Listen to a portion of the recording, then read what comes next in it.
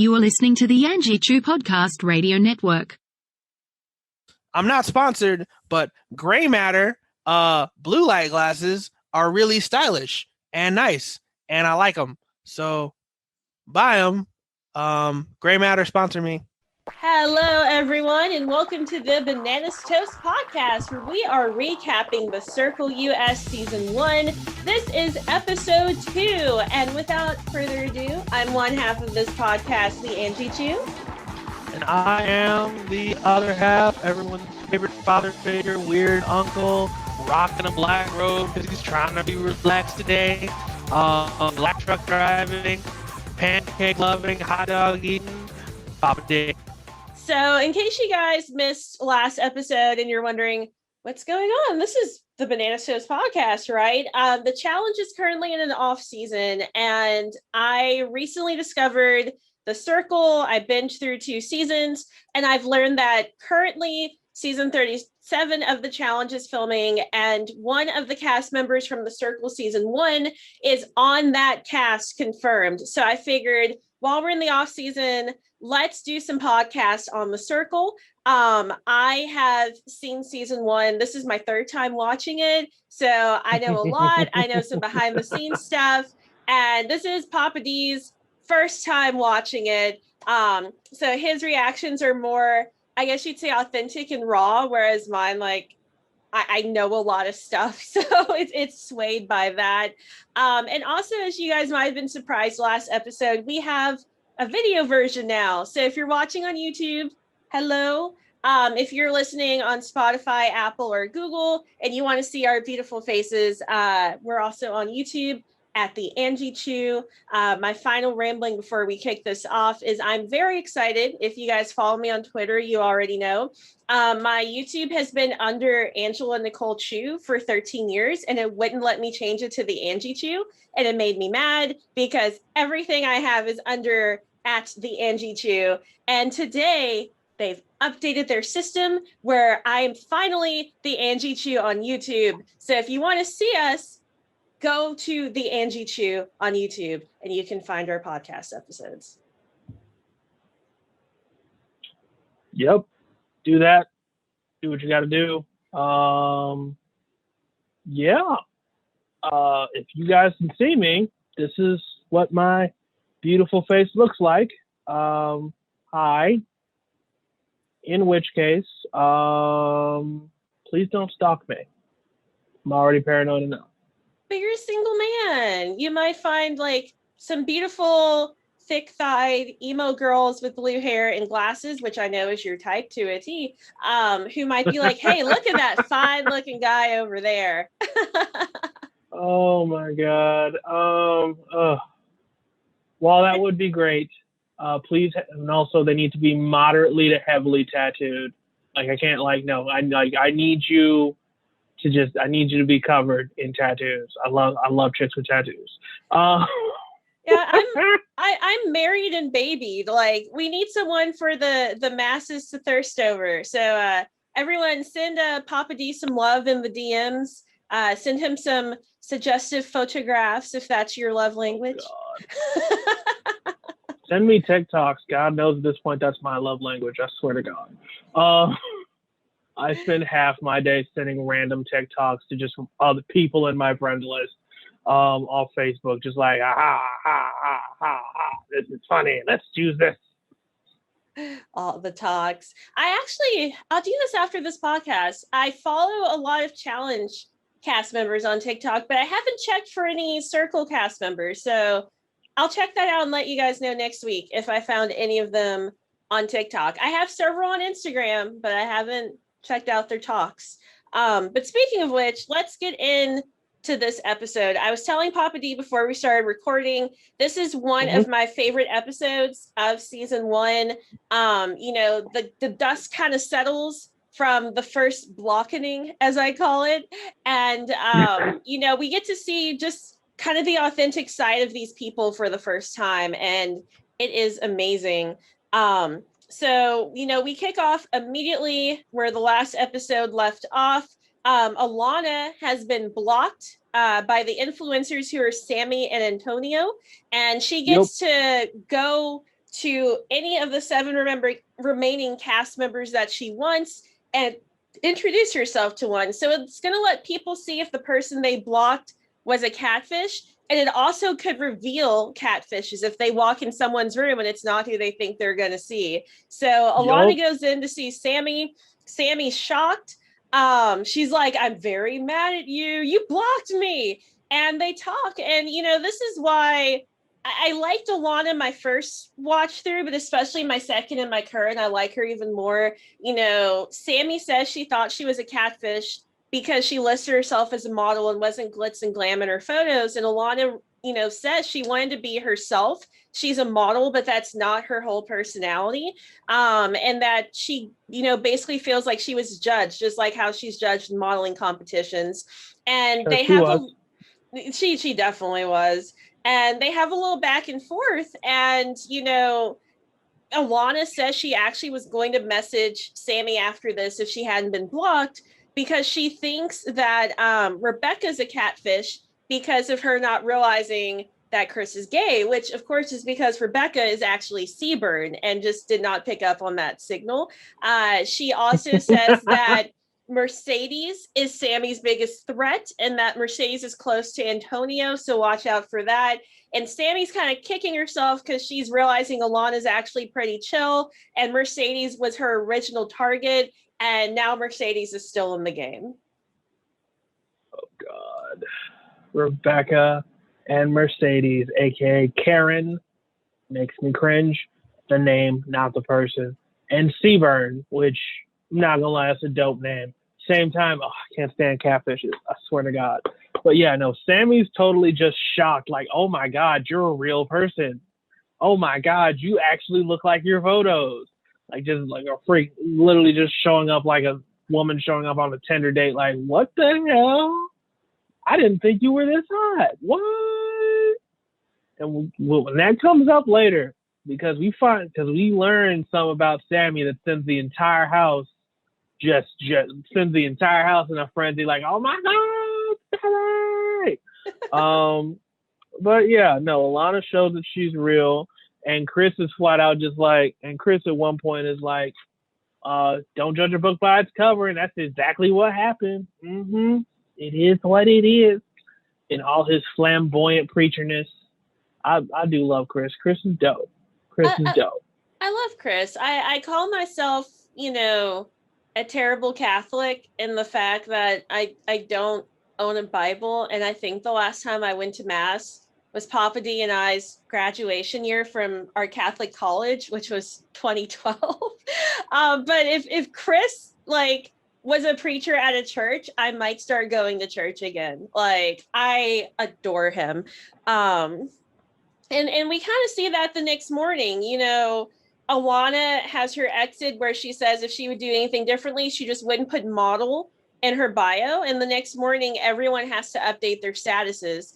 And Chris chooses a Bible verse that says, let us run with endurance the race that runs before us. And, he makes sure to mention, those aren't my words. Those are God's words. So if anyone has any offense to the Bible verse, blame God and not him. And we immediately get a juxtaposition with Joey, my boy Joey. For anyone who missed last episode, I know Joey seems like a dick, and I hated him for the first 3 episodes when I first watched this show, and then he grew on me and he's one of my favorites. Joey chooses to say RIP to her dead homie, and a lot of the cast is just like, what the hell? Joey's an asshole. Yeah, no, for real. Joey, here's the thing. I can understand where Joey's coming from, because it's one of those things where it's like, no, he's saying RIP to a castmate because she left. Now, no, she's not dead, but at the same time, she might as well be dead to y'all. Y'all ain't gonna see her again. Y'all ain't gonna talk to her again until this is over. If there's a reunion, that's it. In which case, that's no, for now, RIP. Bye. And it's for Joe, I don't like Joe. For me, I'm just no, I get it. Same time, this entire house is just what the hell? I'm just nah, bro, I get it. I understand. Pour some out for your homie. She at home right now, doing what she do, but going back to being a beautiful blonde model. You need to keep that occupation to yourself, not just on social media, just real life. Because here's the thing, it's one of those things where when you put model, like legitimate professional model, on a resume anywhere, people are going to judge you automatically because of all the TV shows and media and what we've been conditioned to believe what models are actually like, to a point where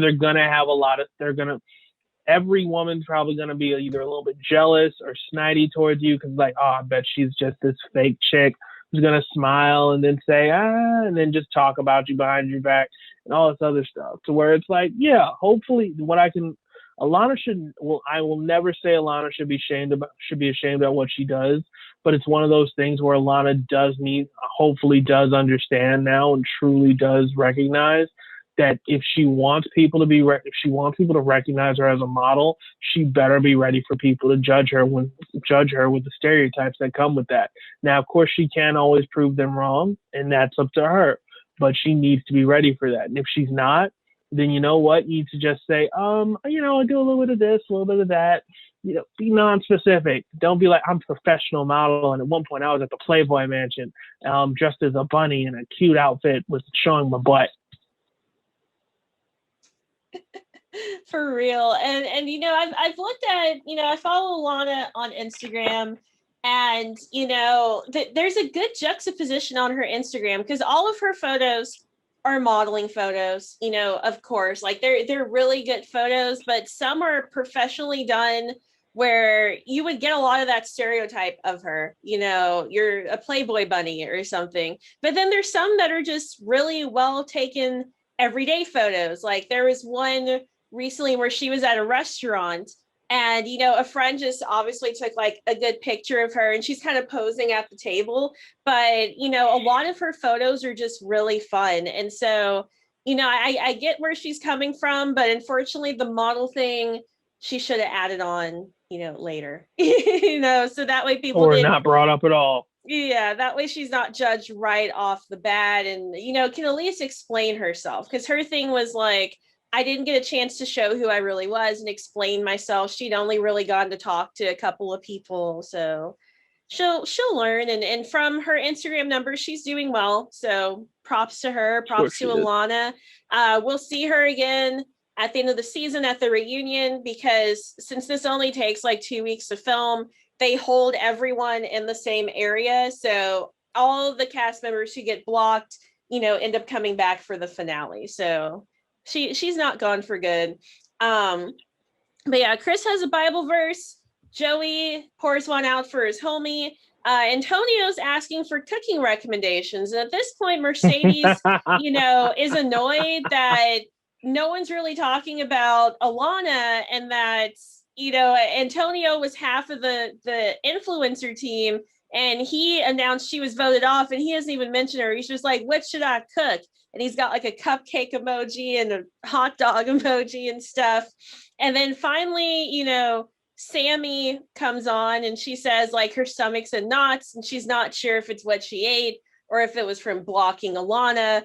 Meanwhile, Shuby says the first impression doesn't matter, but the real one does. And he's surprised because he gets a bunch of likes on this status. So, he was just at the bottom the other day and now people are liking his posts. And he even comments, I didn't know I had this many friends in the game. So people are starting to see the true Shuby at this point.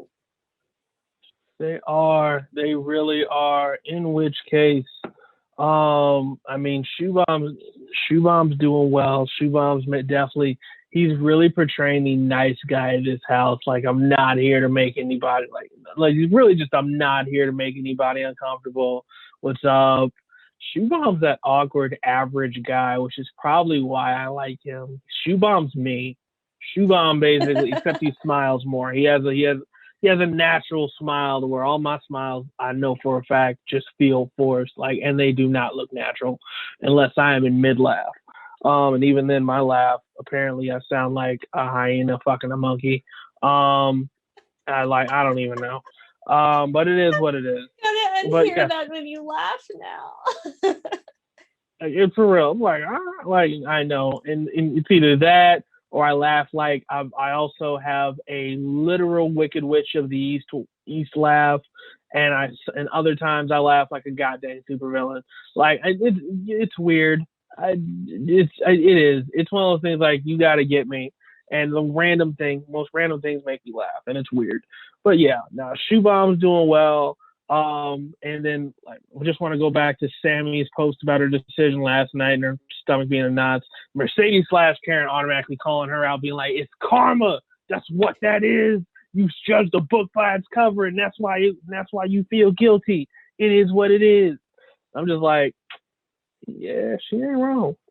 Yeah, she's speaking the truth for that one. Like your stomach's in knots because you voted this girl off. She was who she said she is. She made you feel bad because you judged her. She came to tell you this. So sorry, Sammy. But Chris decides to DM Sammy because he wants to know who Alana visited, and he also has a connection to Sammy. So he just asks how she's holding up, and Sammy says being an influencer is scary, and just outright says Alana showed up, at my place last night. She was mad. She was who she said she was, though, and Chris is shocked. And Sammy thanks Chris for checking in, and she was like, I was actually going to DM you this tea as well.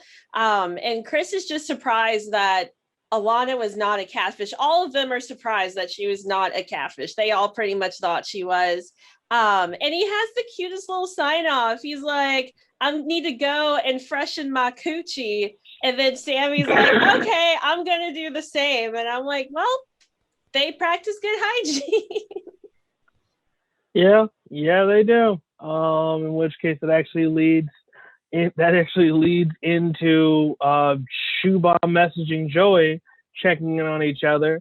Joey's in the middle of applying a charcoal face mask, like a boss, like somebody who really cares about his skin.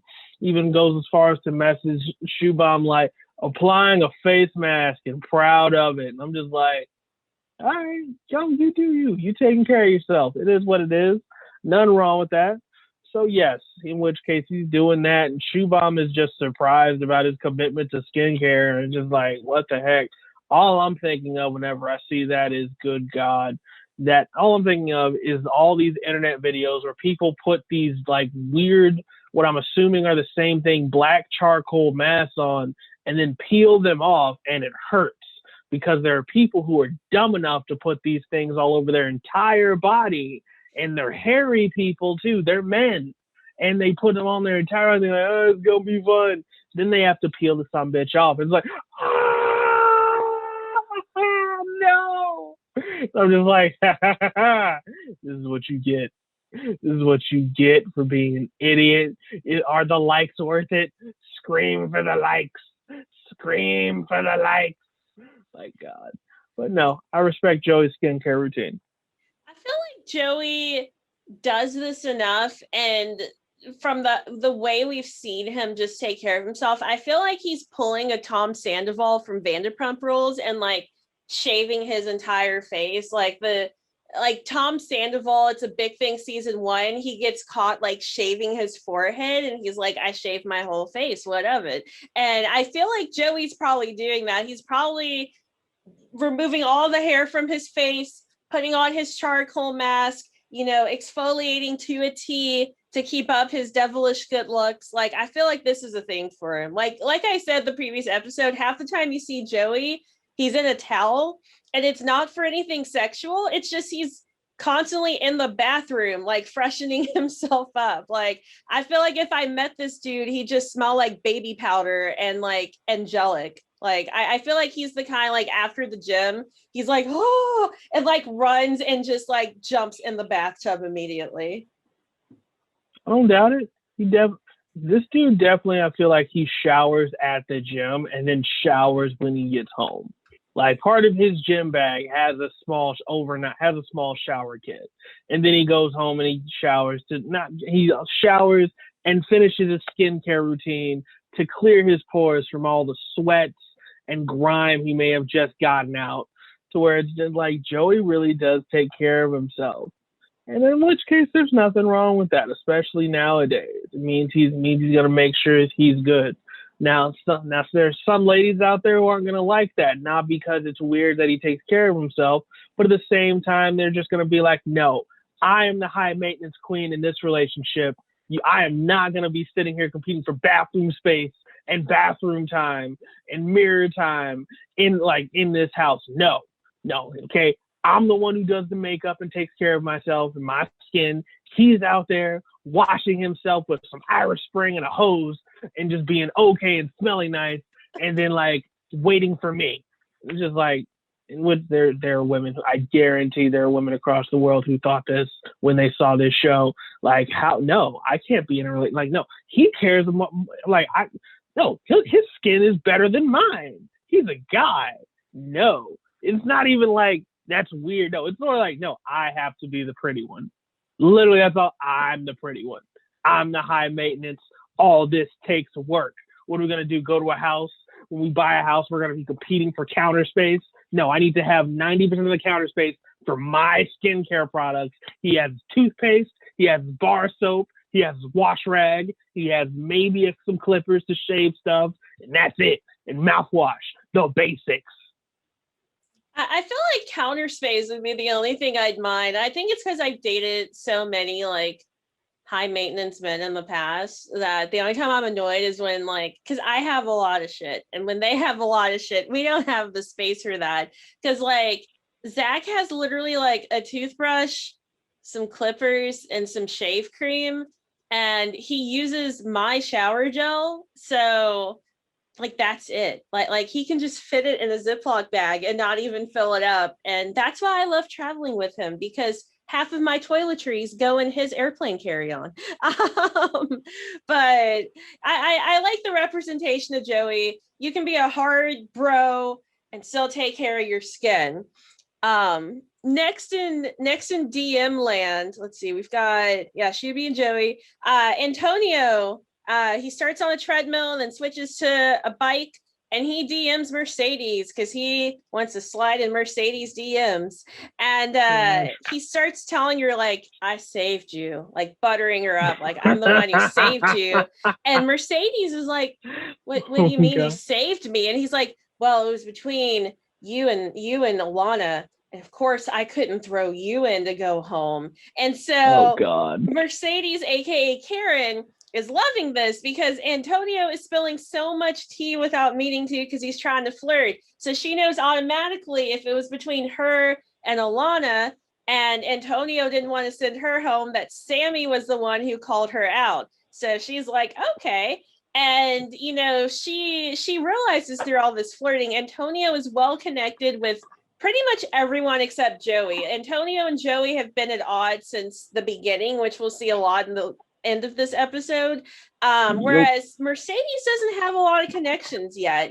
She was starting to bond with Alana, and Alana's gone now. So she needs to keep him on the hook.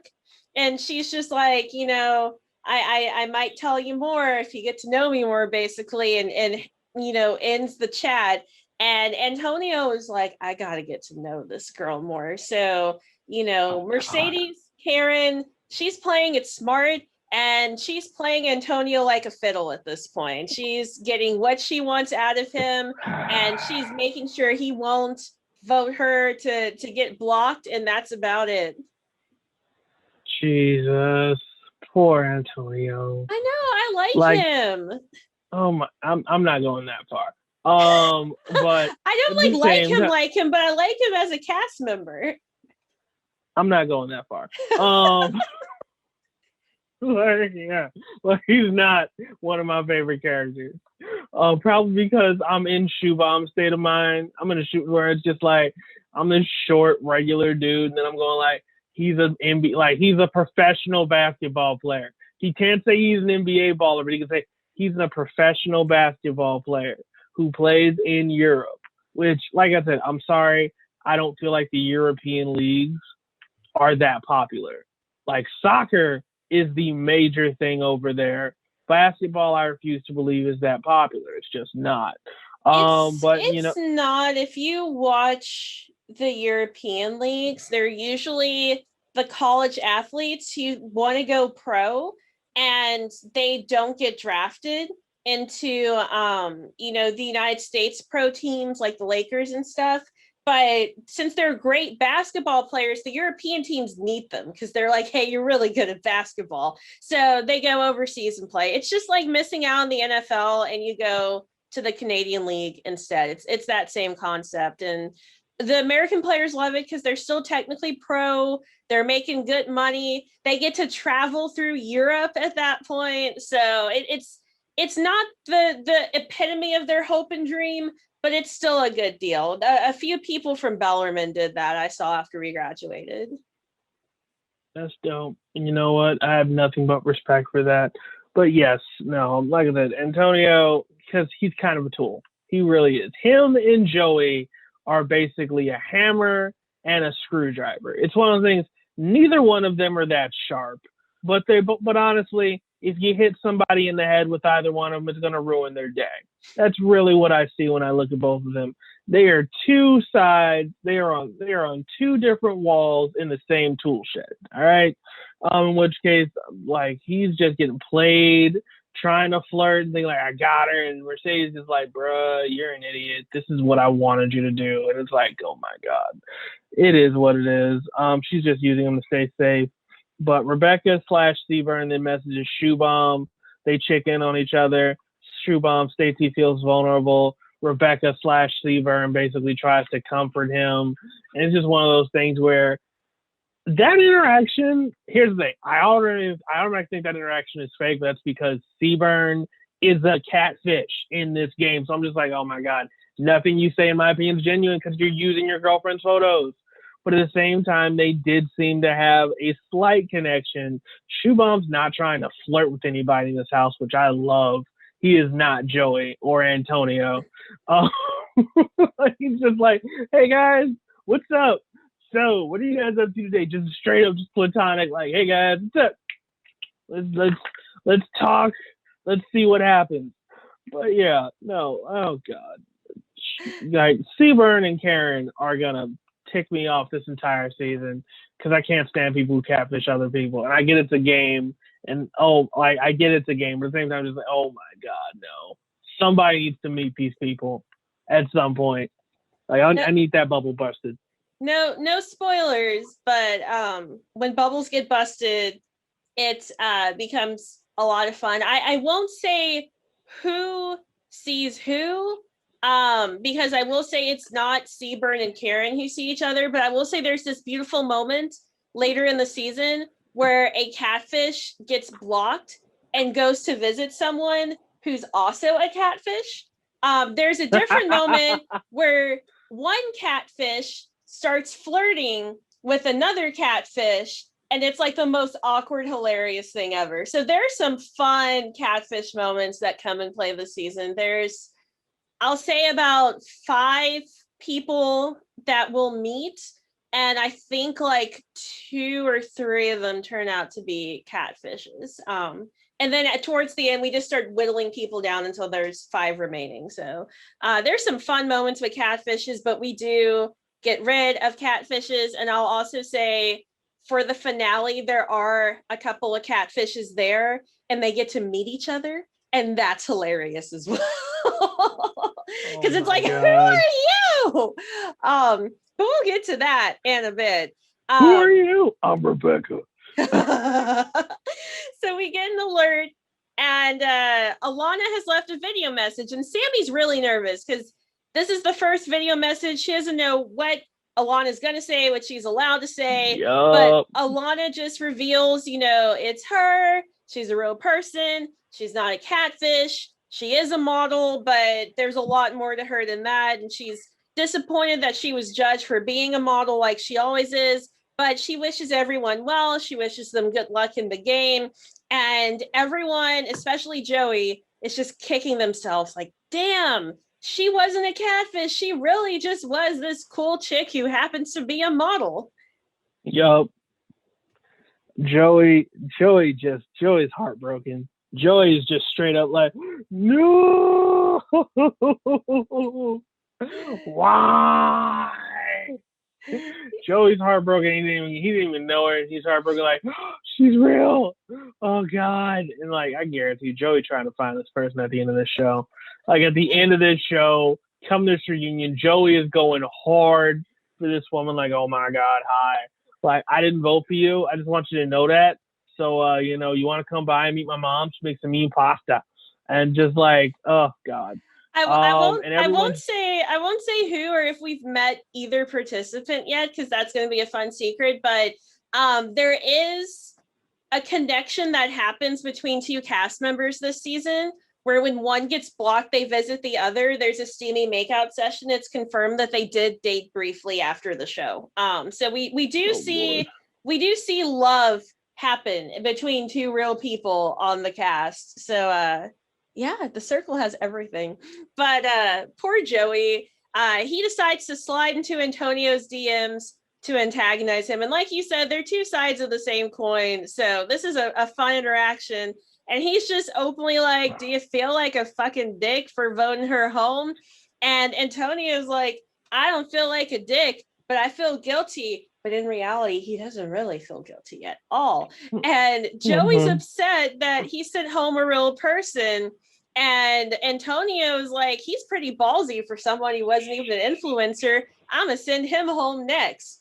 And then Joey extends a fake olive branch. He's like, look, I was making a connection with Alana, so I'm a little pissed. Also, I don't really know you, and I want to change that. So I wanted to reach out to you. And if you ever need someone to talk to, feel free to hit me up. And he doesn't mean it at all, but he wants Antonio to mean it. And then Antonio offers him a fake thank you for like reaching out to him and apologizes for sending Alana home. And they both feel like they've got each other right where they want each other. They think they've played each other. And it's just funny to watch them both gloating like, I won that conversation. I tricked him. And really, like, all they did was make each other hate each other more.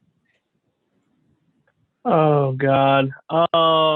You're not wrong. Like I said, it's literally just a screwdriver versus a hammer. That's all this is.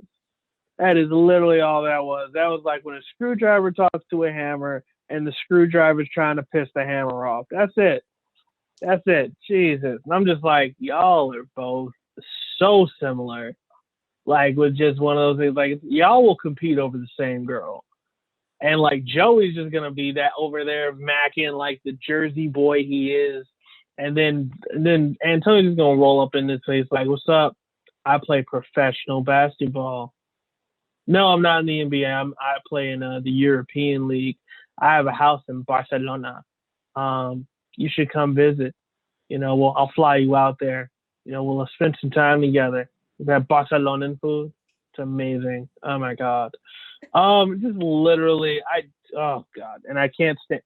I like Joey more than Antonio, if that makes any sense. Like, I really do. At this point on my first watch through, I liked Antonio more. It seriously took me until I think episodes 3 or 4 before Joey started becoming more of a positive character to me. We get to learn more about him, and then by the end I'm like totally team Joey. Rewatching it this time, you know, this time and the previous time I rewatched it, I like Joey more. But like I said, you know, I mainly just find this whole conversation hilarious. Like we're about to see, spoiler alert, a cat fight.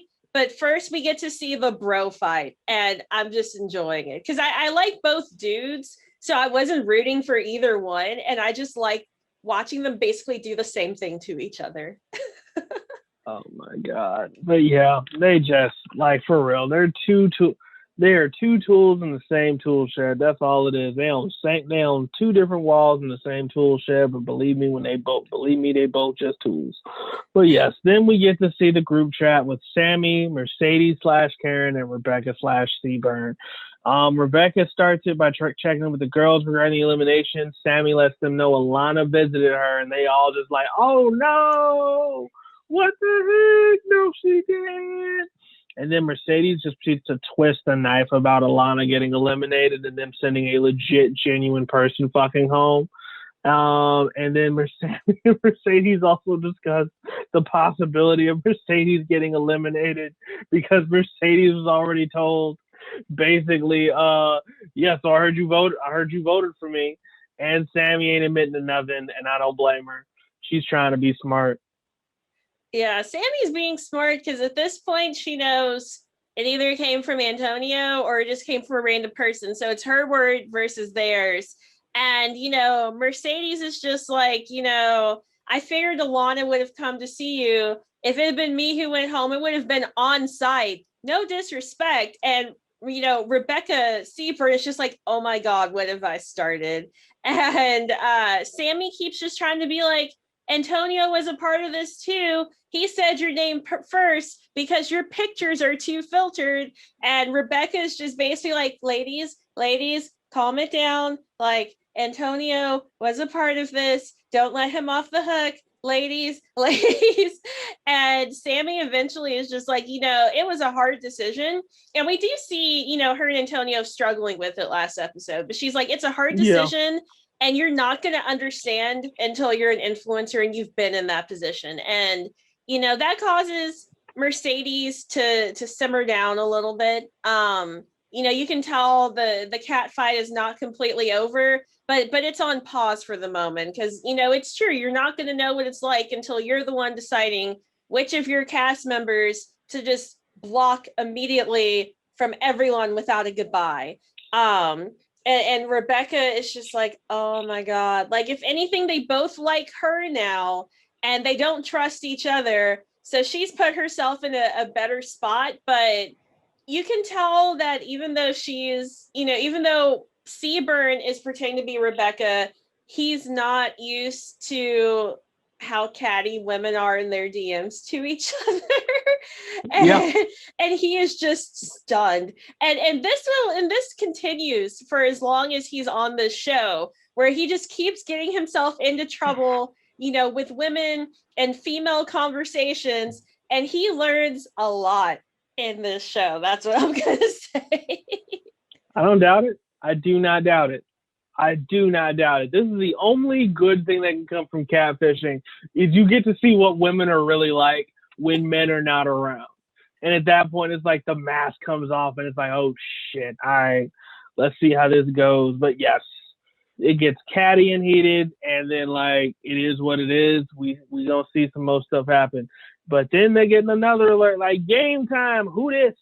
Each player has to describe a celebrity to their housemates without saying their name.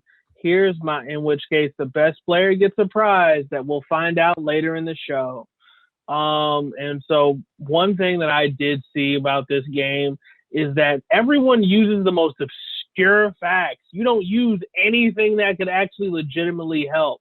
An example is Chris, the gay preacher, the flamboyant preacher, the amazing dude, gets Tina Turner, and he just says she's the queen of rock, and she has great legs. In which case, Queen of Rock, nobody gets. And Joey just goes on record saying, she's not rock. This isn't rock. Like Christina Aguilera, she's not rock. Pink, she's not rock. And just like, Joey's going off defending his genre of music. And I'm assuming like, she's not rock. And eventually after he comes out with, she's known for her great legs. Shabam, Joey, Seaburn, and Karen all get it right. And Joey's still like, she's still not rock. I'm just like, oh my God. Yeah, some of these I would have gotten, some of them not so much. Like the next one, Sammy, who has Meghan Markle, and her clue is, she was married at the Windsor Castle in London. And, it would have been between Meghan and Kate for me. Because I know the surname for the royals is Windsor. So I'll be like, it's one of the two. Which one? So it's 50-50 at that point. And then, of course, she's married to Prince Harry, and they all start getting it. I did wonder watching this if, like, they show a picture on the screen and they just don't know who it is, if they're just like, give me another picture, like, so that they can describe it. Oh man, I'm not gonna like that's the thing, but like Tina Turner, you couldn't have say rolling down the river. Just literally just name an iconic song, rolling down the river. Let's keep on turning. I know, like at first I thought maybe like it would have been too obvious and they made him pick something more obscure, but then like when Joey does Spider-Man, he says the role that Tobey Maguire made famous. And like we're gonna get to that.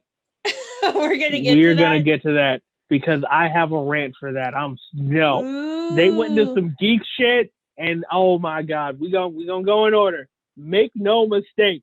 Oh my god, we gonna get to that. But Sammy gets Meghan Markle, Joey Shabam, Rebecca Seaburn, and Antonio all get it. And then we get to Joey. And Joey gets Spider-Man. Before you rant, I would have gotten this. The role that Tobey Maguire made famous.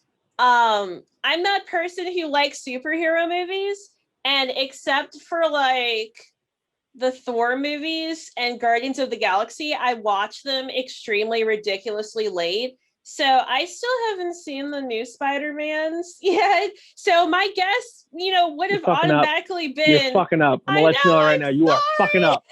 You are fucking up. My guess would have been Spider-Man because the only roles I know he's been in is Spider-Man and Seabiscuit. And I would assume that they're more talking about blockbuster Spider-Man than the horse movie. So I would have actually gotten this one.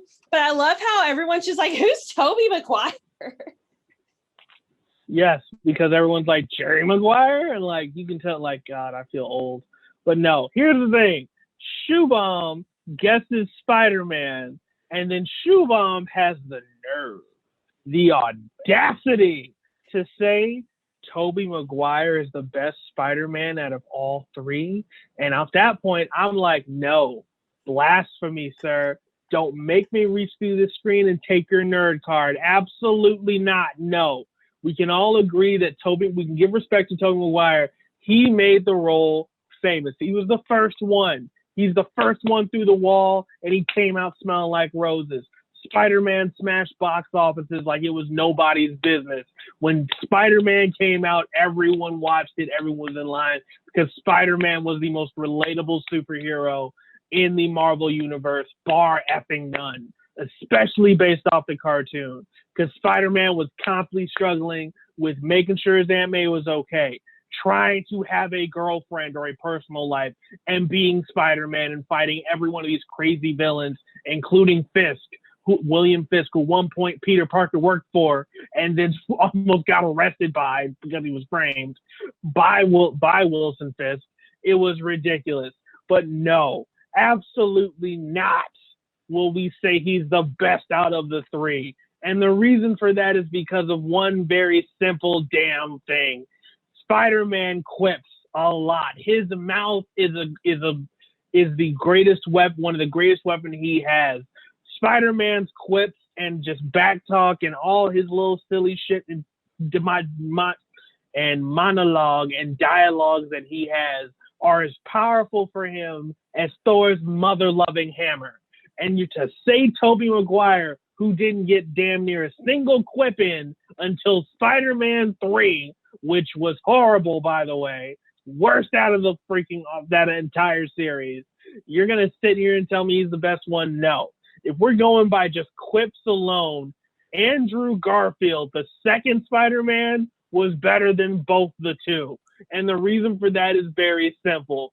The scene where he runs into a robber at night and stops a mugging, and the robber threatens him like, oh, leave us like back out of the way or else I'm going to stab you with this small knife. And Andrew Garfield, in his amazingness of being Peter Parker, is just fake like, oh no, you found my weakness. It's small knives.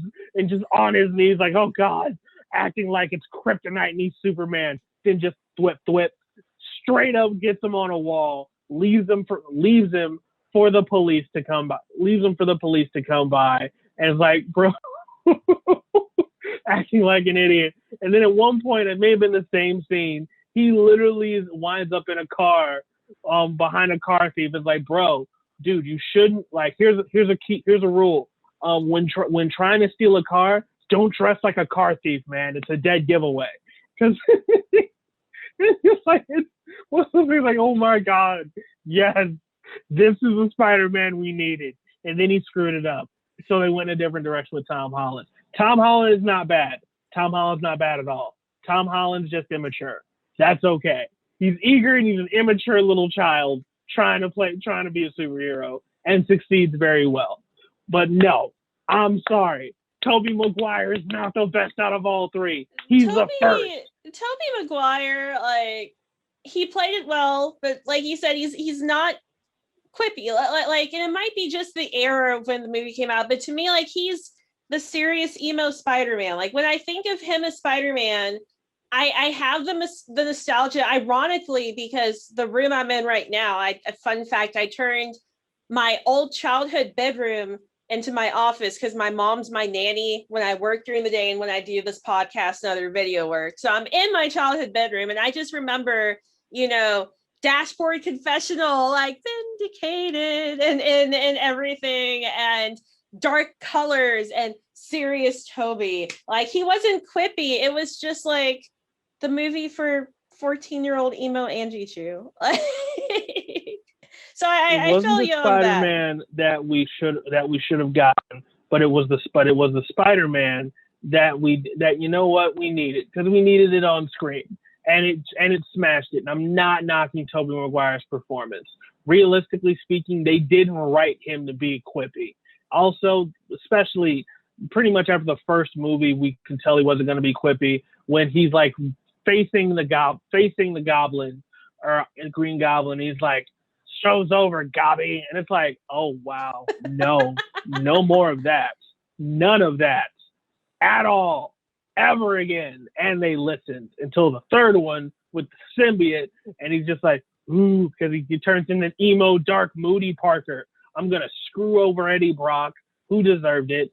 I'm gonna take advantage of this woman who likes me, but just completely treat her like trash.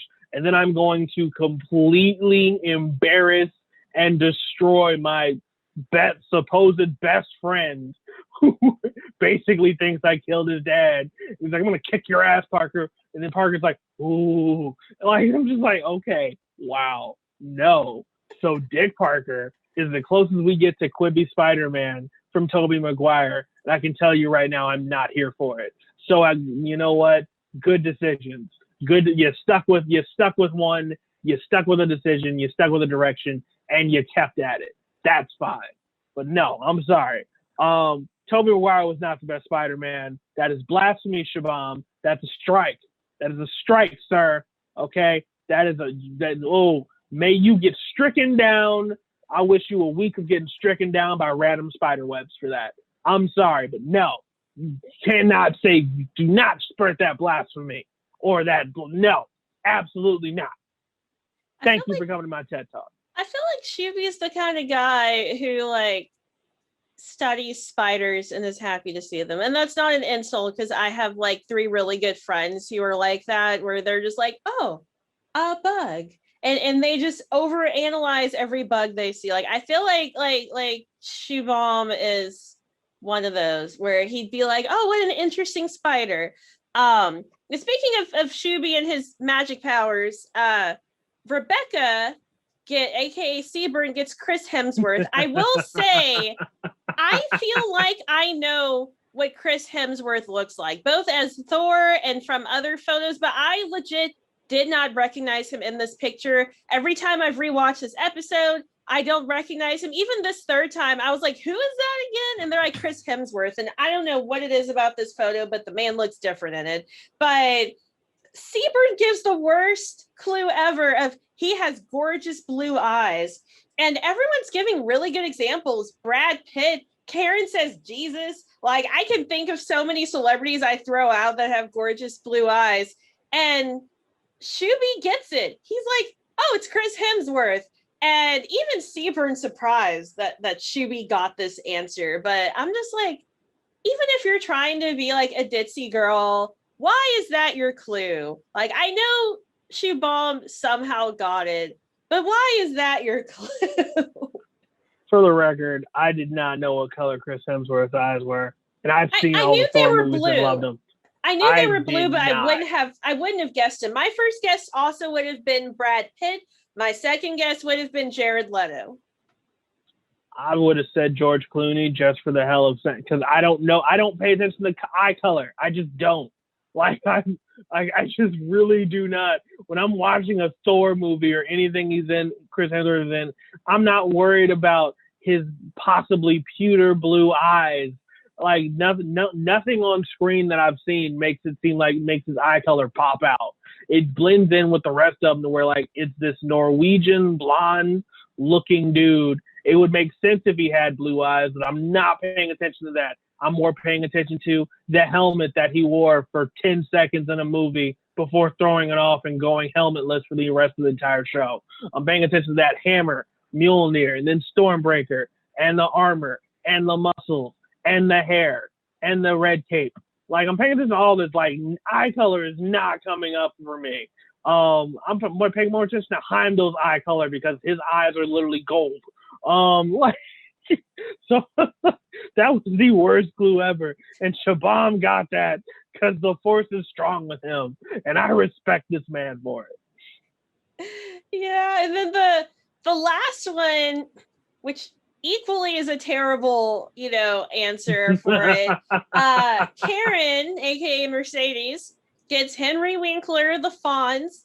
And, her second clue was great, but her first one, like everyone who answered, I can see why they did. Like he's one of the most influential leaders of the pack from our past. So first of all, I still don't think this really describes Henry Winkler. Like I get pack, but when you think influential, you think the way people answered: Gandhi, Barack Obama, Martin Luther King Jr., like people like that. And then it's like known for an awesome smile and happy days. It's like, oh, okay, it's the Fonz. But that first clue, I'm like, I like Henry Winkler, but you're fangirling on him too far. How about one of the coolest characters that's set to ever step foot on screen? A character that oozed cool so much he influenced what the definition of cool was for the rest of TV history. Every cool guy in a leather jacket is compared to the Fonz. Let's make that straight. Fonz made leather jackets cool. Fonz made rolling around, fixing bikes, being a mechanic without any gang affiliation whatsoever being dope. Fonz is the dude that literally oozed so much cool, smacked the boombox, automatically turned it on. This wasn't one boombox, it was every boombox. Every chick wanted him, every guy wanted to be him. Some dudes wanted to fight him.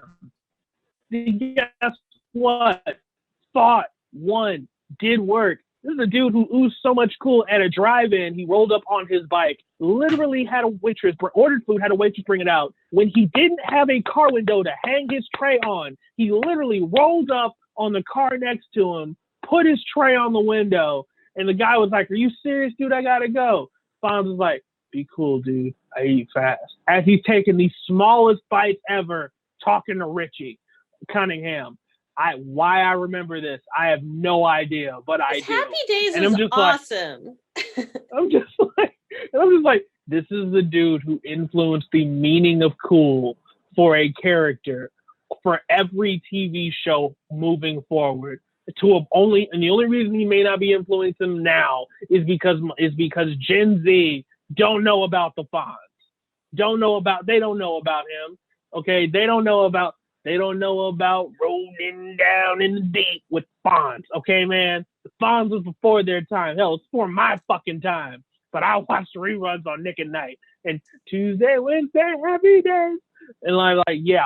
Okay, with Richie Cunningham and the Cunninghams and the Fonz living over the garage, not taking advantage of anybody, making every girl swoon, including Mrs. Cunningham. Guarantee she would have broke off a piece of the Fonz if he would have wanted. But you know what? He was respecting their house, and he was afraid of Beale. Yeah, for any Gen Z, because most millennials have seen it, definitely the generations before I saw it. For any Gen Z listening who hasn't seen Happy Days, do yourself a favor, watch it, watch Three's Company, Facts of Life, Leave It to Beaver, The Andy Griffith Show. I know that the man's got serious legal trouble and is a horrible person now, but watch The Cosby Show, watch these shows. Yes. And for the parents like me who are raising Gen Alpha, do yourself a favor and introduce your kids to those shows, because I vividly remember most of the shows I watched until I got to kindergarten were shows my mom would be like, oh, I grew up watching this. And I loved those shows too, like even the cartoons and stuff. And then I started finding my own shows, but I still loved her shows. And when I binged them, she wasn't like, oh my God, I have to watch Coco Melon again. And so far, I know he's only 3 months old, but Xander has been watching shows of my mom's generation and of mine. Like, he loves original Scooby-Doo. He loves Pokemon, like Ed, Ed and Eddie. He's watching the classics. And we'll get to Paw Patrol soon. I know that. But for now, he's going to watch some of these classics and know it. Who says we don't have to get to Paw Patrol? We can get him hooked on Roseanne and be fine. We can get him hooked on Fresh Prince of Bel-Air and be okay. But he can be the most woke Gen Alpha kid walking up in kindergarten. He may not know what Paw Patrol is, but guess what? He'll know what he'll know who the Fresh Prince is. Knowing the shows that Gen Alpha is watching, I can stand Paw Patrol, and I think it's actually kind of cute. And I'd rather him watch that over and over than Coco Melon and Caillou, or however the fuck you say it. Like, just let's watch the cartoon dogs, okay? And Baby Shark. I can handle Baby Shark. Let's watch those, and Mom will be happy. Baby Shark, Baby Shark. Yes, that took over the world for the longest time, and I loved it. I love the fact that I love something that I know. If I'm literally something I know for a fact. If I can annoy you with this, if you're pissing me off, I'm gonna do it. I'm gonna do it. This is the only time I'm gonna do it, because it's like I'm just singing a song. Baby shark doo doo doo doo doo doo. Baby shark doo doo doo doo doo doo. Baby shark doo doo doo doo doo. Baby shark. Daddy shark. Mommy shark doo doo doo doo. Mommy shark doo doo doo doo. Mommy shark doo doo doo doo doo. Mommy shark. I'm like, oh yes, this took over the internet for the longest time. What I've seen, and for anyone listening, we'll go back to the circle in 30 seconds. But I've noticed a thing where with most families, the kids love Baby Shark, and one out of the two parents loves it. Like in our household, I love Baby Shark, and Zach is so mad that I've bought Baby Shark books to read to Xander.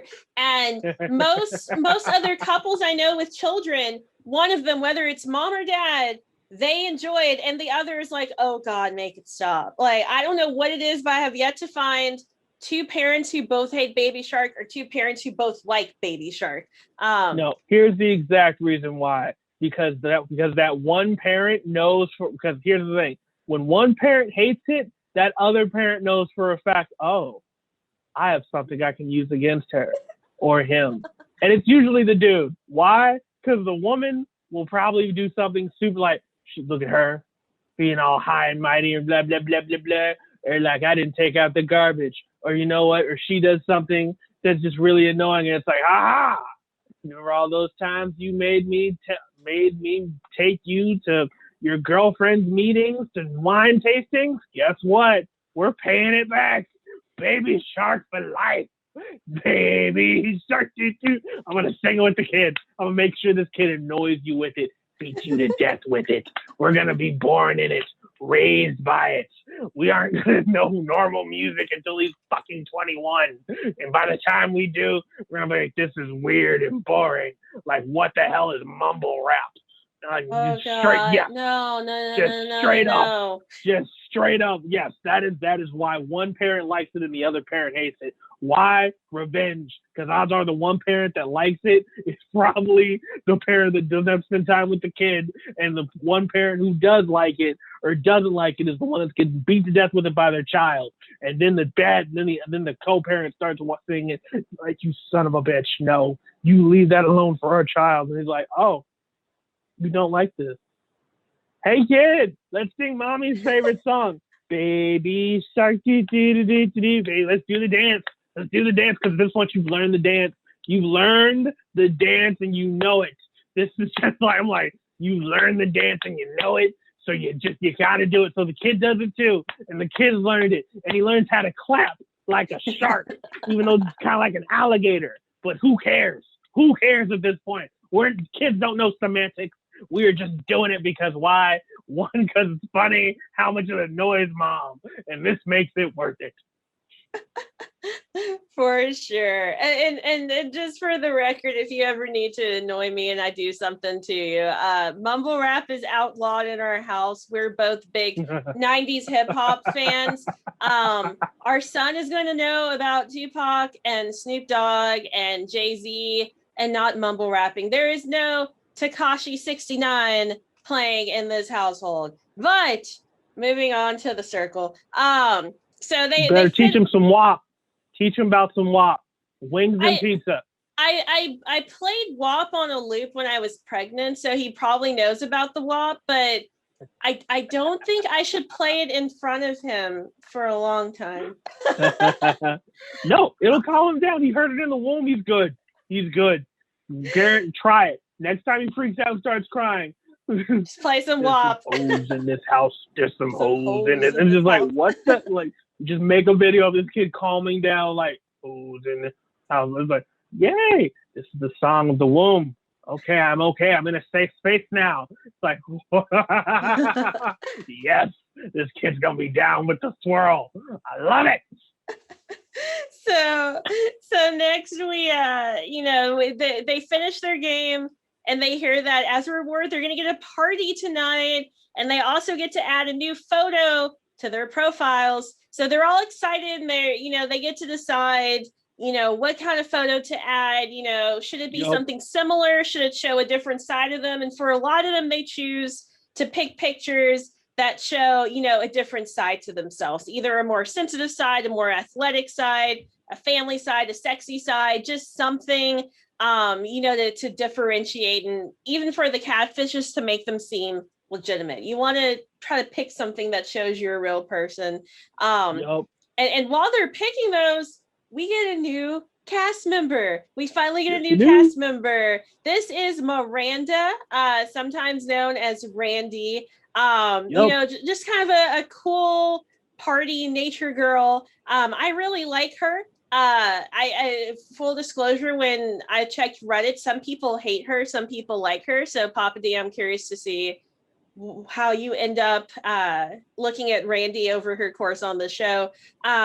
But Miranda's awesome. She picks, a picture that's actually like, her hair's short, she's makeupless, just to show the real her, the authentic her. And I think that's powerful, because we hear, we're going to hear someone say later, they don't even think they have pictures of themselves without makeup. And for me, it's rare I put pictures of myself without makeup out, but at least it's just to my social media, or, it's not to Netflix 4K television. So this is a girl, she's very confident. She is showing her real self.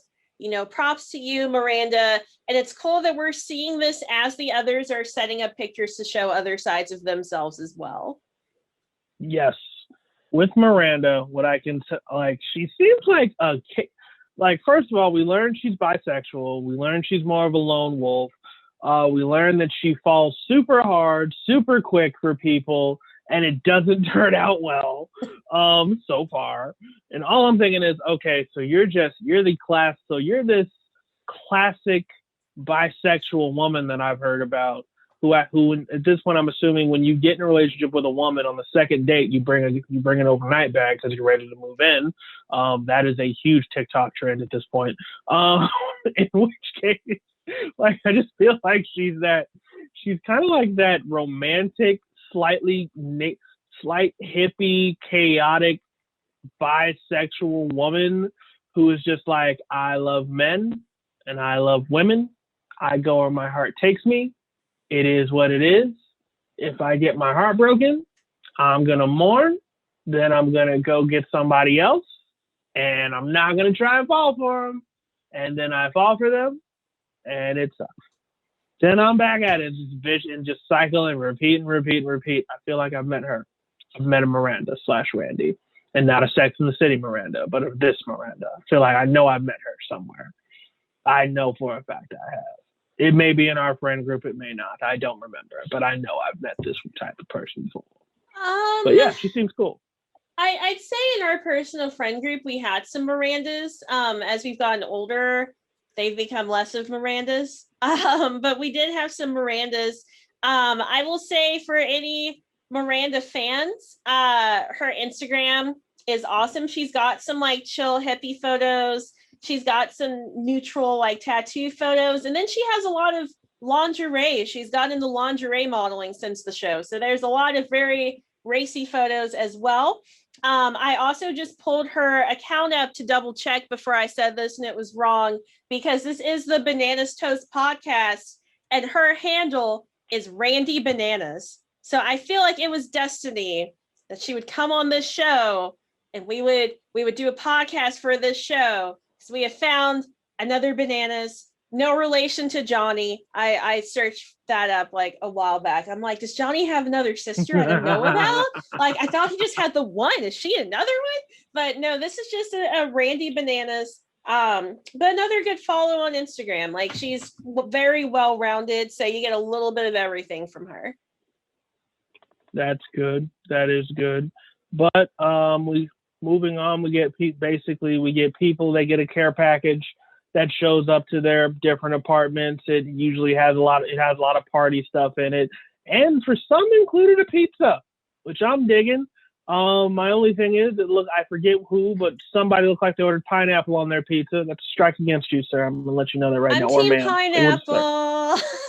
Oh my God, Angie, you were doing so well. Oh my God. It was weird when this happened because I had an ex who introduced me to pineapple pizza my sophomore year of college, and we would just eat it, and I thought nothing of it. I'm just like, oh, this is good. And then like 5 years later, it became this huge debate on social media of does pineapple go on pizza, and I'm like, does not.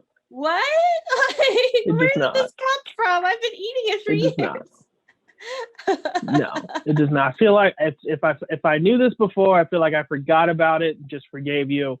I'm going to do that now. I ate it in the dorms with him. I don't know if you were ever in the room when I did so, but I ate like pineapple pizza a lot in the dorms.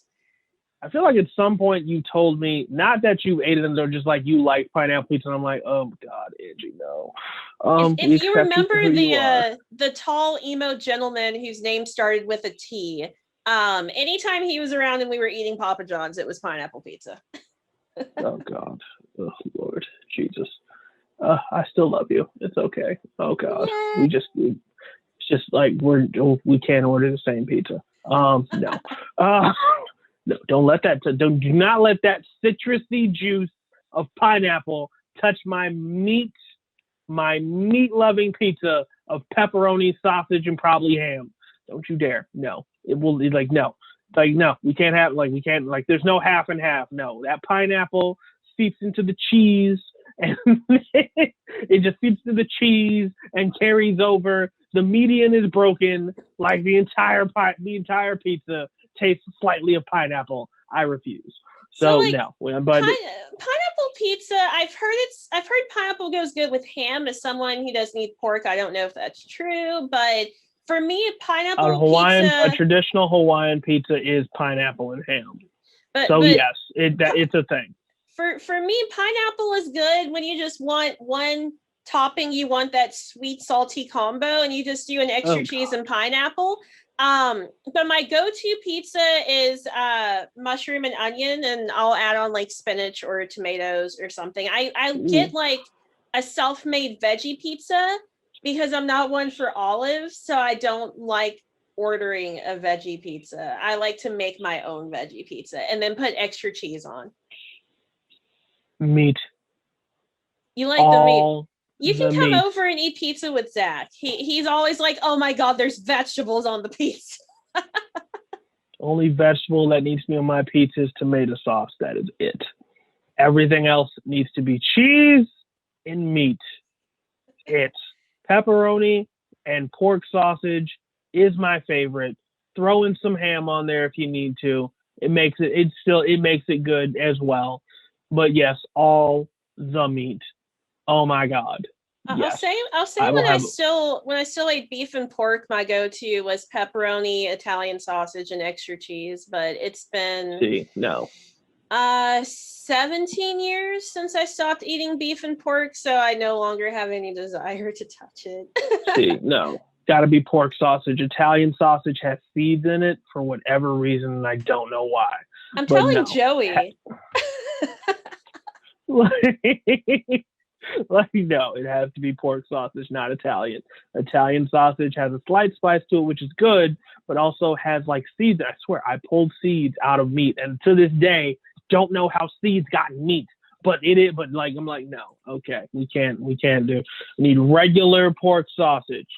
Oh my God! But moving forward, thank you for this debate. Thank you for coming to our debate. Moving forward, basically. Party starts. Everyone's separate apartment gets turned into a little dance club, and they're going at it like double fisting in the air, double fisting in the air. Shoe Bomb's got 2 glasses of wine, trying to figure out which one he likes. Tries the white wine, is like, what the hell? It's like, no. And sticks to red wine. And then what people don't know is that Miranda is secretly going to be able to watch them, or not watch them, but see their chat and what they say after this party. But basically, party goes on. They have fun. They dance. They have good music. Then they just all start group chatting with each other, and they're able to see everyone's second profile pic. And everybody's good. And then we see Sammy. Sammy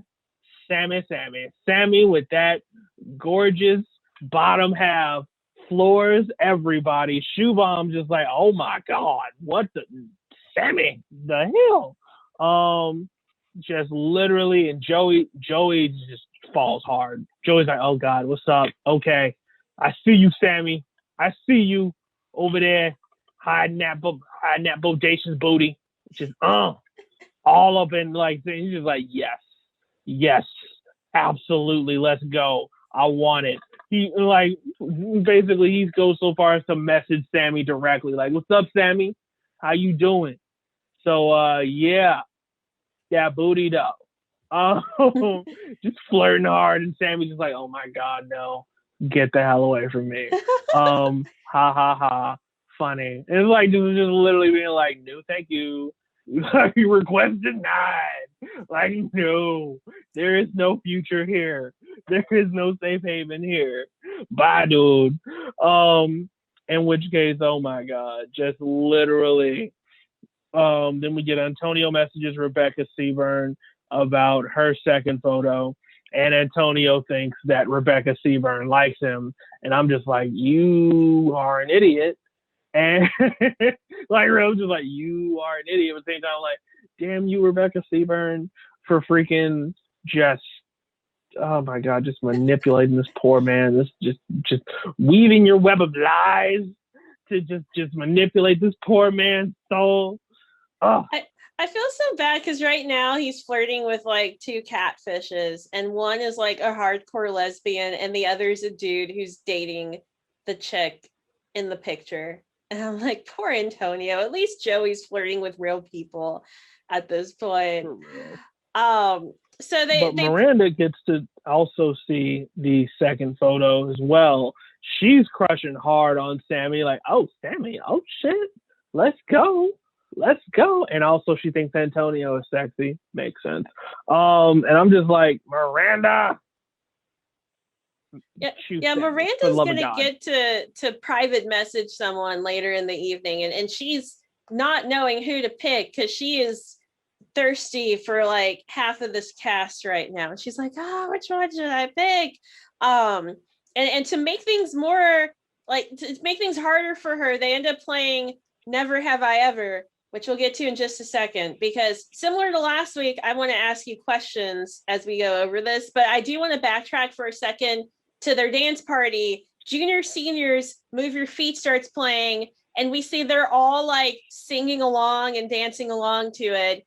And a part of me just thinks these people have gone so stir crazy that they automatically do this. They're having fun. They've been wind up. There's strobe lights in their apartment, so of course they're going to sing and dance to it. And another part is like the producers told them to do this. So I started thinking, if it was me, because I talk to myself all the time when I'm alone, I cannot live by myself. I go insane within a day. I would be singing and dancing and jumping on the couch automatically. You wouldn't have to tell me to do that.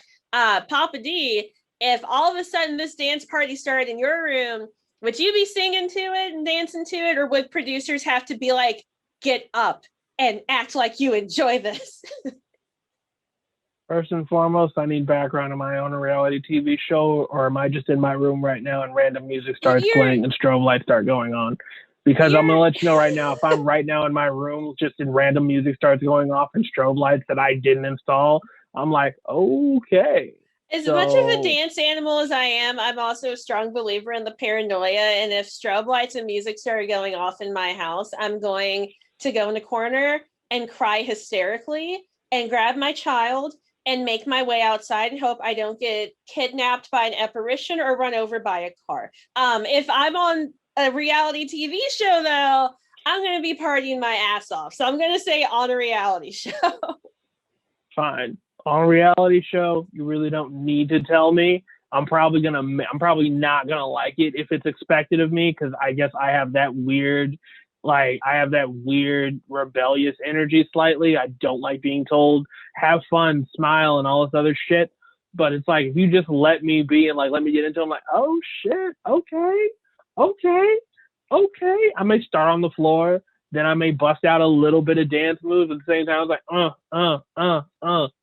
I'll definitely sing along. How much dancing will be limited to just how I feel that at that moment. But at the same time, like, oh shit. Oh, I may get into it. I may catch that boogie fever. I'm susceptible. I'm kind of getting into it now. And I don't even hear music. I'm just like, oh shit. What? Like, basically just like, and then like WAP starts playing. I'm like, oh shit. You should see me in the car earlier today. I'm listening to Limp Bizkit's Rollin', a song I probably shouldn't fucking like, but at the same time, it's so catchy. It's my jam. I'm gonna let everybody know right now. The only reason I like that song is because it was Undertaker's American Badass theme song when he came out to the ring, and I swear to God, that shit was a bop before then. But Undertaker, combine that with Undertaker, one of my favorite wrestlers of all time, and I'm like rolling down on a bike with an American flag on the back of it. I'm like, oh my God, this is by far the dopest song in the world.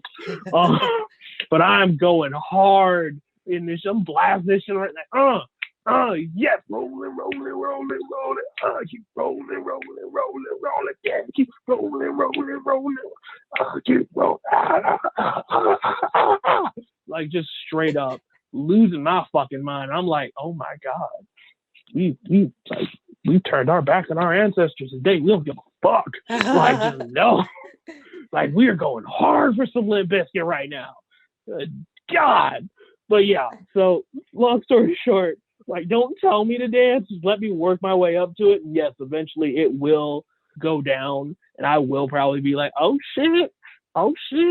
Lose my mind. Oh yeah. Getting it. Awesome. Yeah, I if I'm at like a party or something and music starts playing, I'm singing and dancing anyway. So I do just jump in for this. But they play Never Have I Ever, and they only show us 2 of their questions. So obviously this game went on for a bit. Miranda's creeping and watching all of this, but they only show us the 2 most sexually charged questions. So Papa D, I'm going to ask you these questions. Okay. Joey says, never have I ever had sex in public. Shuby had the best answer. He says, not yet. And everyone loves it. I have not. I had to think about it. because I've had some wild days, but no, I have not. So if you're watching this, Mom, like, you're welcome.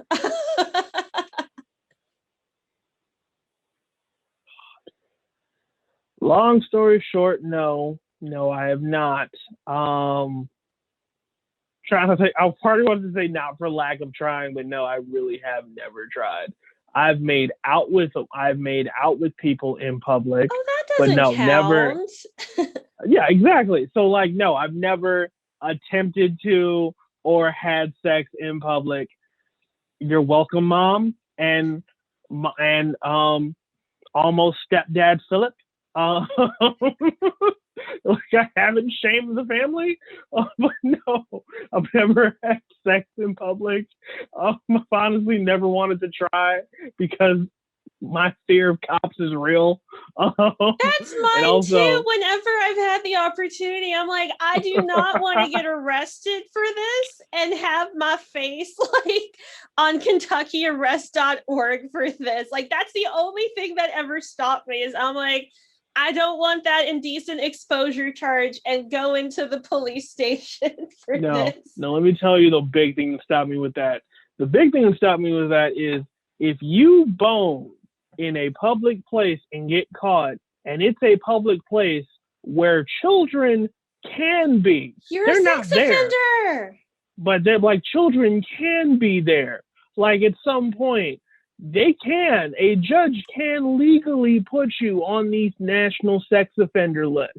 And while you've never touched a child or never done anything, you can wind up on that damn list and have to go through the same damn thing that pedophiles have to go through, depending on the state you live in, up to and including having to go around your neighborhood and literally having your neighbors sign something saying they understand that you are on the national sex offender list.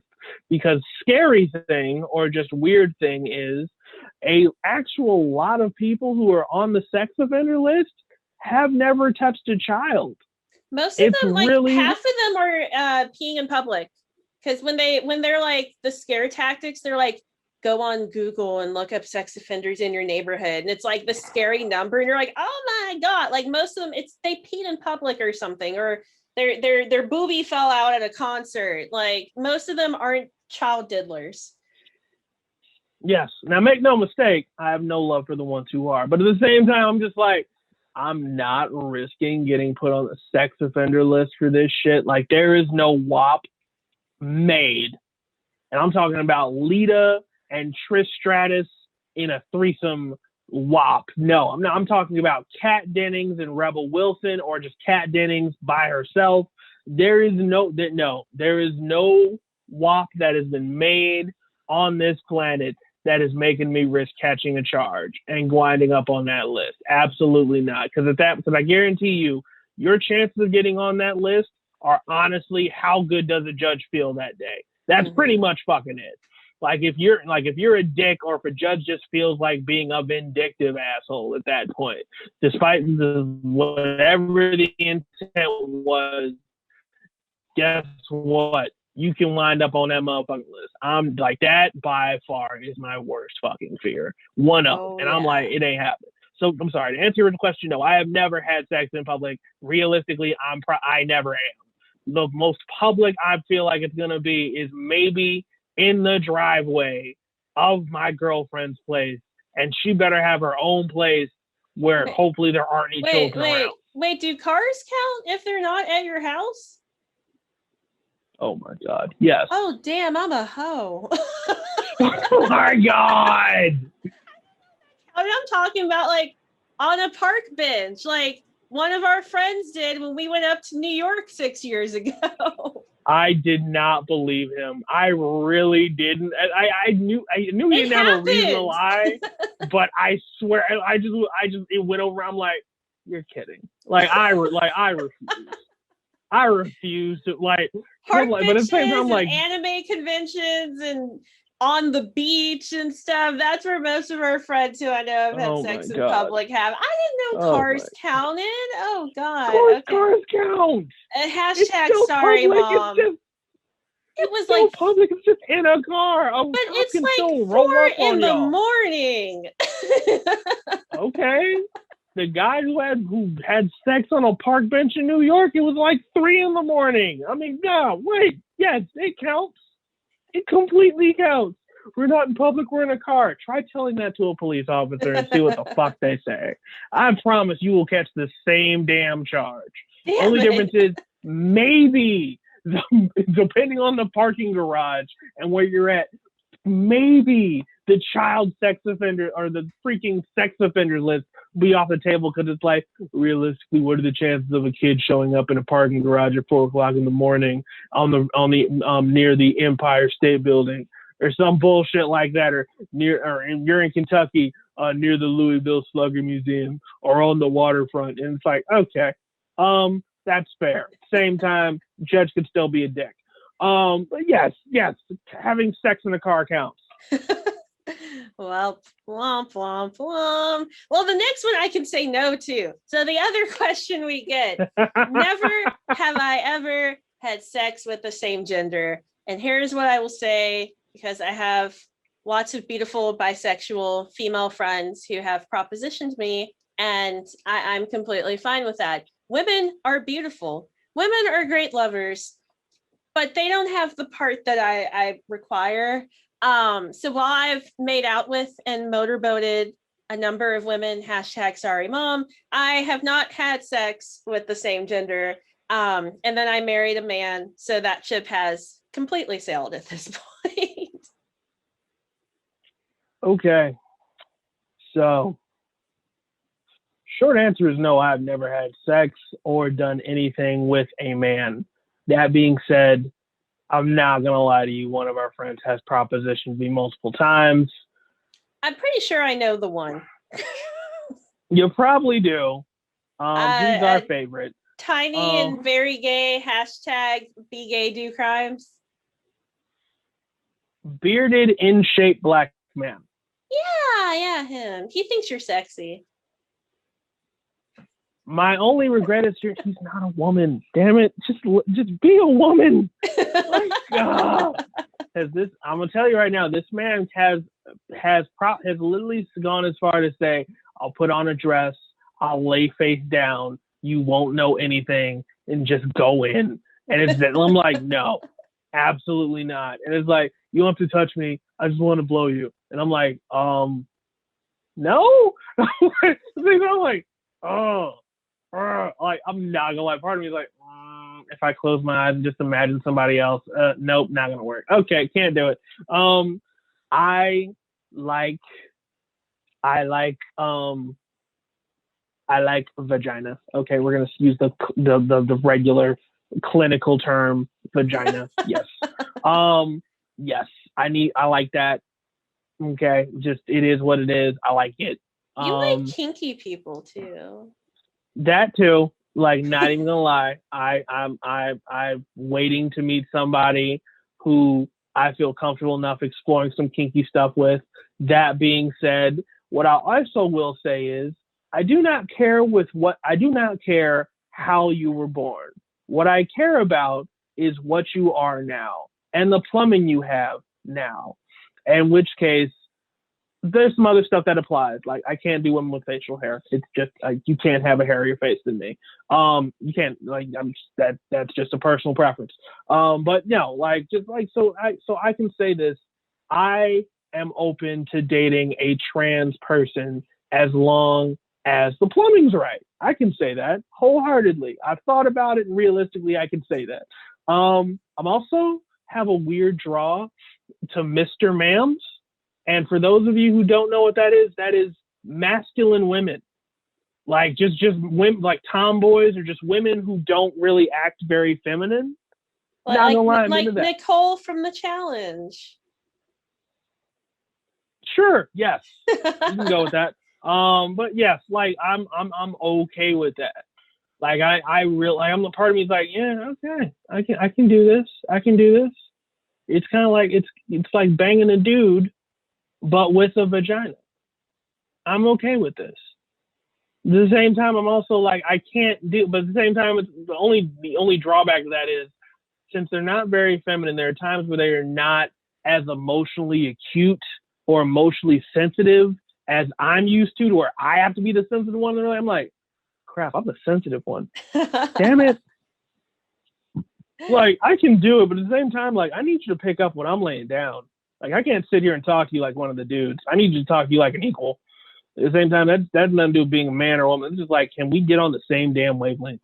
But yeah. I wonder if that's like common, because like my husband's gonna kill me for saying this, but I like feminine men. Like I like men that have like delicate features, long flowy hair, pretty eyes, they're in tune with their emotions, like pretty boys. I like pretty boys. And I'm not attracted to like big burly men at all. Like I like them slim and pretty. And you know, I would be open to trans men as well. I usually don't use trans men, trans women as terms. It's like if you've transitioned, you're what you are, you're man or woman. So yeah, like if the plumbing's right, that's what matters to me. But I do like more effeminate men. And Zach can't get mad at me because I'm taller than him, thicker than him, and I think in our 7 years together, he's seen me cry twice. And one was for like 60 seconds during childbirth. And he is very in tune with his emotions. So he can't get mad at me. He is more of a pretty boy. Hope you listen to this, Zach. I love you, bro. He's gonna be like, bro. Damn it, she's ruining my street cred on her podcast. It's okay, dude. It's okay. Hey, I cry.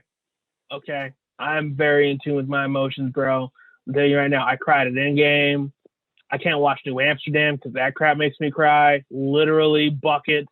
And there's only so many times I can cry in a charter break room before I'm just like, oh God, I gotta stop this. No.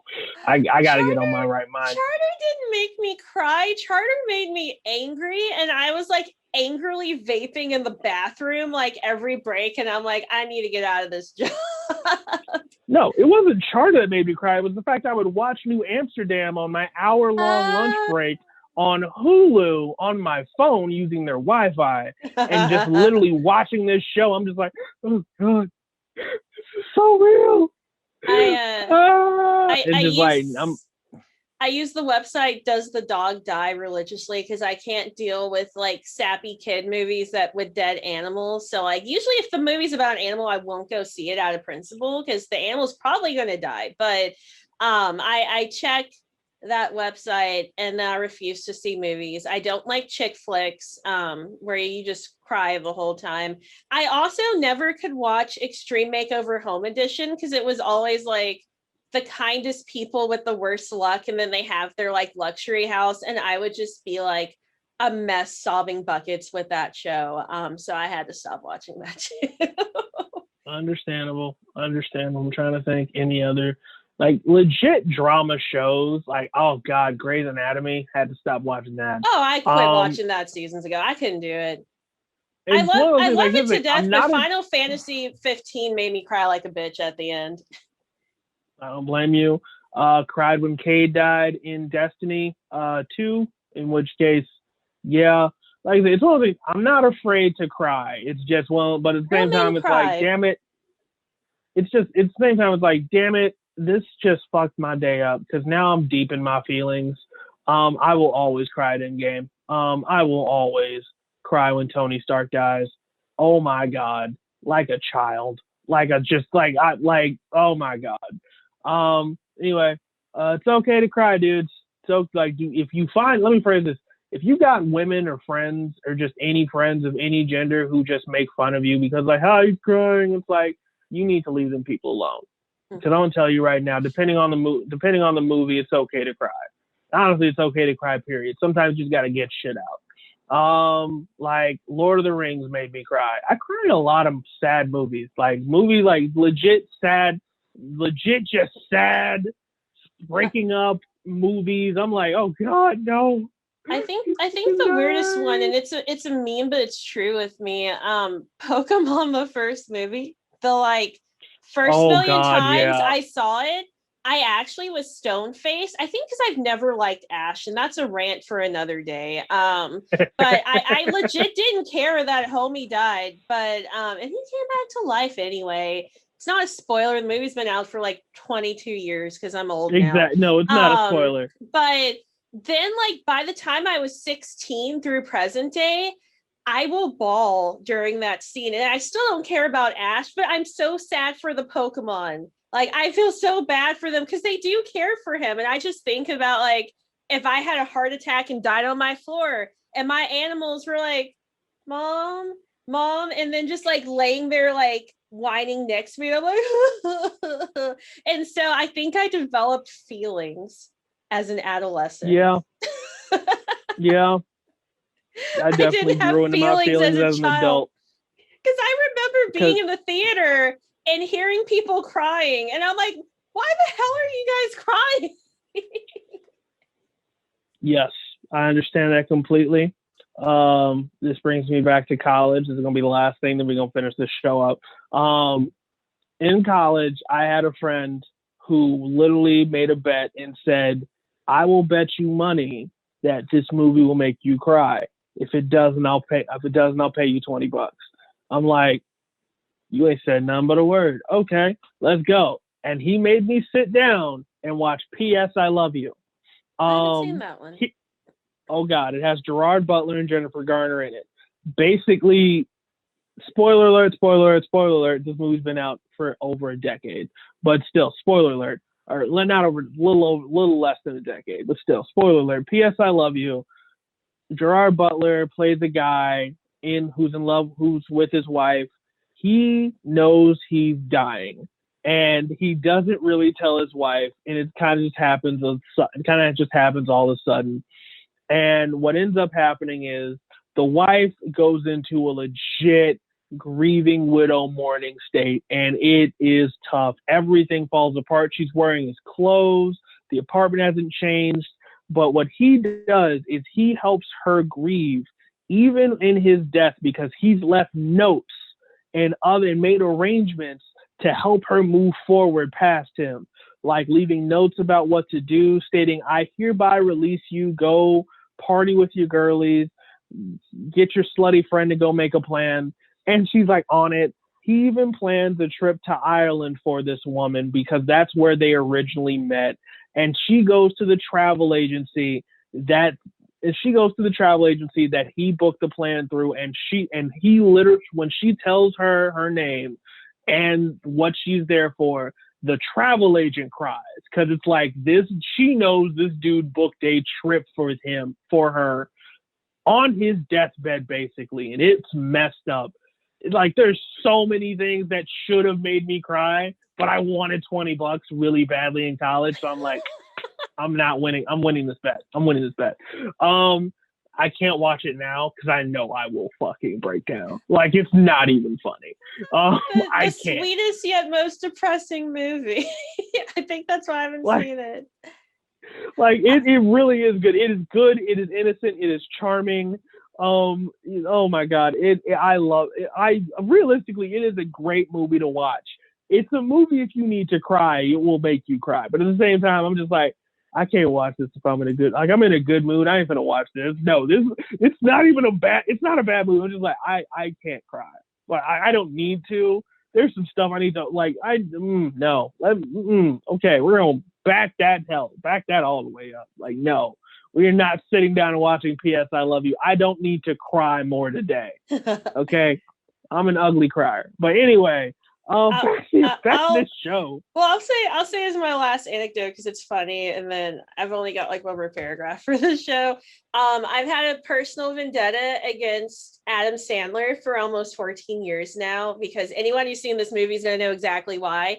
I always went to the movies on my birthday every year with friends, and we'd always see like the funniest comedies. And on my 17th birthday, a movie called Click came out. And it looked hilarious. And I said, all my friends, like, oh my God, let's go see Click for my birthday. And we were all bawling in the theater. And I have had a major problem with Adam Sandler ever since, because that is not a comedy movie. It is a sad, depressing movie with life lessons and funny moments, and you ruined my 17th birthday, and I cried off all my emo non-waterproof makeup in the theater. Yeah, that sounds about right. I saw Click too. But oh my God. Okay. So basically, back to the show. Sammy basically says, I've made love to a woman. And that has everybody just floored, including Miranda. Is like, oh, I got a shot. Okay. She's done it once. Let's go. Joey, of course, just thinking like, oh, she's made love with the chick. Oh my God. Joey's just that. like Joey is finally speechless, and he's just staring in disbelief at the screen. Absolutely, Joey. Because Joey's thinking what every guy thinks when they've heard this is like, there's a shot at the threesome. There's a shot at the threesome. I don't give a fuck what anyone says. There's a shot at the threesome. And I was like, I don't blame him, because I'm built that way. I'm like, you're bisexual? Back in my mind, I'm like, I got to put in some time, and I got to put in some work. I can get a threesome. Like, just literally, she's open to it. If I'm open to it, we got to get reached to a very emotionally mature and trusting place. And we're going to lay down some ground rules. But every guy, when he dates a bisexual woman, is automatically thinking, I can get a threesome out of this. I can get a threesome out of this. It can happen. It's just, I got to play this right. I got to do the work, lay the groundwork, literally get this right. But every guy, like, that is a universal truth, and I dare someone to fight me about it. If you're dating a bisexual, every guy, if you're dating a bisexual woman, at one point it crosses your mind, I could get a threesome out of this. The only reason it doesn't is if you've already had a threesome. That's really it. Otherwise, no, you're thinking that, like, I can have a threesome with this woman. We can find a chick. Like, and you'll go, every guy's going rules like, okay, rules are, of course, like, it has to be somebody we both like, who both likes us.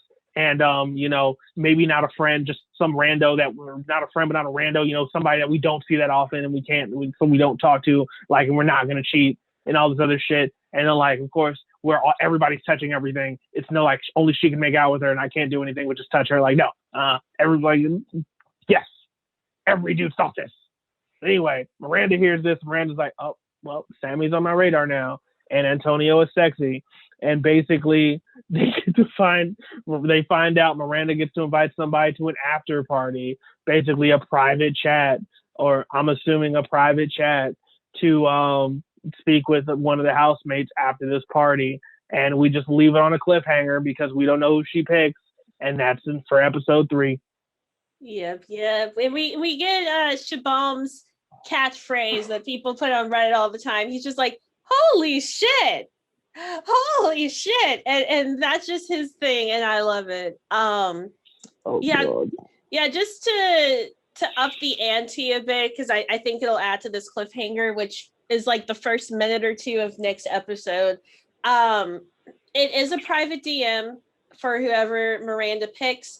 And they announce that whoever she picks will get a private DM with her, as well as a gift from her that gets delivered at their door. And everyone else gets buffered for the night, and literally just the buffering wheel. So when she picks someone, the rest of their screens just buffer, so they cannot talk to anyone else the rest of the night. It's just them by themselves. They might as well read a book or go to bed. Their circle is cut off for the rest of the evening. So it's interesting to see who she picks and how she starts falling into play with the rest of these people. These bastards. These evil bastards. Just these evil like, you get not only do you just like, so we're gonna shut it down. No, you get the circling wheel of death. Like, the circling wheel of death, you sons of bitches. Touche, Netflix. Too fucking shay. Because you knew what you were doing when you did, like, no, we're not going to not only are we just going to shut down the circle, you're not going to let them talk. No, it's the circle. It's the circling wheel of death. It's just a circle. It's like, that's all you get to stare at. There's no private chatting right now. No. Now, only people private chatting is Sammy, is not Sammy, is Miranda, aka Randy, and whoever else you want to talk to. I'm just like, oh, you pieces of shit. I hate y'all. I hate y'all so much because it's going to be buffer until 9 a.m. when they decide to bring the interns back to each room to be like, ready to type some shit. Now that you got 8 hours of sleep, let's go. And they're like, you pieces of shit. You evil pieces of shit. Speaking of evil pieces of shit, the tea that I'll leave this on because I feel like I didn't spread as much tea for this episode. So I wondered, do they have to get up and go to bed at certain times or not? And I did some digging into some of the interviews that people from seasons 1 or 2 have done. They can go to bed whenever, but once the night winds down, they just kind of do it on their own anyway. But the producers do wake them up. And it's not only because, they want footage of these people interacting with each other and stuff. They don't want them to sleep away the whole 2 weeks, but they confiscate their watches when they get there. And there are no clocks in their apartments. So they never know the exact time at any point. So production has to wake them up because there's no alarms or anything. And it's just like it's not like a wake up. It's just like, good morning. It's time to get up. And then they pretty much get up because there's nothing else to do. You can't roll over and check your social media. You can't look at the clock and be like, oh, I have 5 more minutes to sleep. You slept through the night because you don't have electronics beeping. So yeah, production wakes you up because these people don't have clocks. They just have time. And since they were all flown from the States to London, they can't tell by looking out the window really what time it is because the sun is going to have like a different pattern. Oh, God. That's crazy, but also makes sense. It is what it is.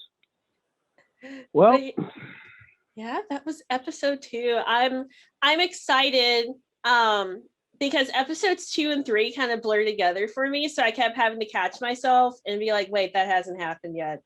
Episode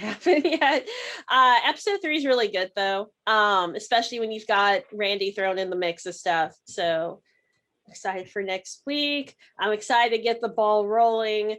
Unfortunately, this means we're about 2 episodes out from meeting my least favorite character that comes on this.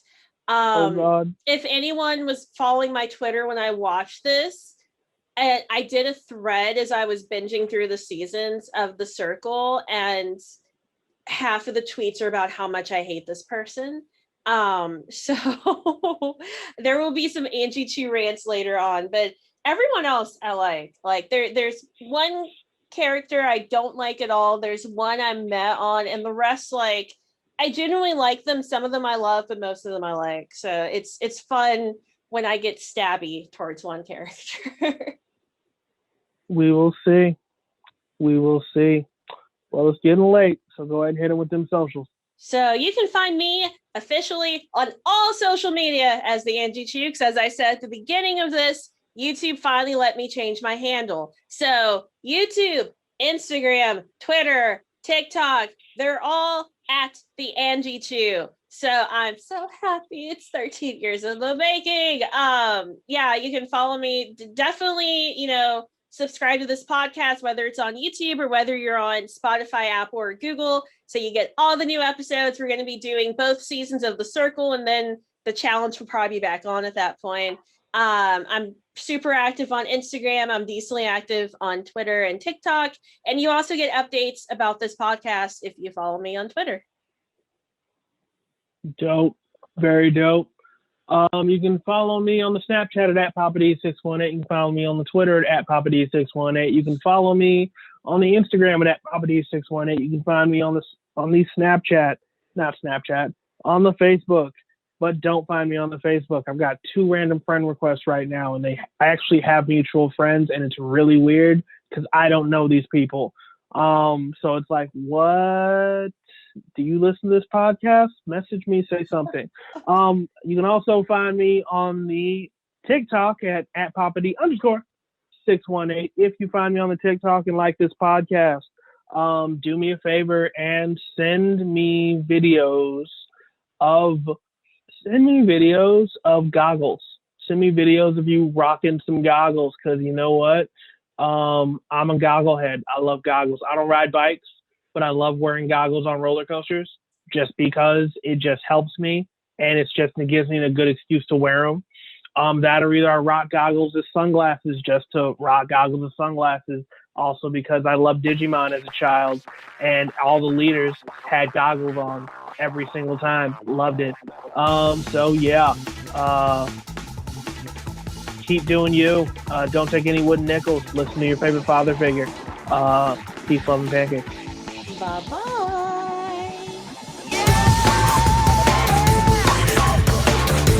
You are listening to the AngieChu Podcast Radio Network.